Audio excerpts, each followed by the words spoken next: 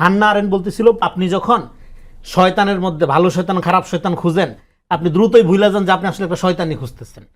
মানে এটা ভালো শয়তান খারাপ শয়তান দুইটার মধ্যে যদি আপনি চুজ করেন যে তাহলে আপনি ভালো শয়তানটাকে বাইসা নেবেন, তাহলে কিন্তু আপনি একটা শয়তানই বাইসা নিলেন। ফলে আওয়ামী লীগের ভালো খারাপ বললে কিছু হয় না। এবং রিফাইন আওয়ামী লীগ হলো একটা হলো এই যে ভালো শয়তান বাইসা নেওয়ার মতো, মানে আপনি শয়তান এবং খুব দ্রুতই হাসিনার যে ব্রুটাল ফেসিবাদ হয়ে উঠবে, কারণ এর যে চিন্তা এর যে ইডিওলজি এটা বাই নেচার একটা ফেসিবাদ কায়েম করবে। এটা তো কোনো রাজনীতি না, এটা লুটপাটের সিন্ডিকেট।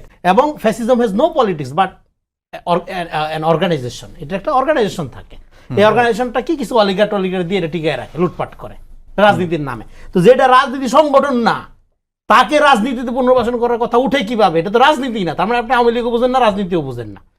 এইবার আওয়ামী লীগকে আপনি ডিল করবেন কিভাবে? তাই বলে আওয়ামী লীগ যে করে তারা হরে ধরে পিটিয়ে মেরে ফেলবেন, তার সম্পত্তি দখল করে ফেলবেন না।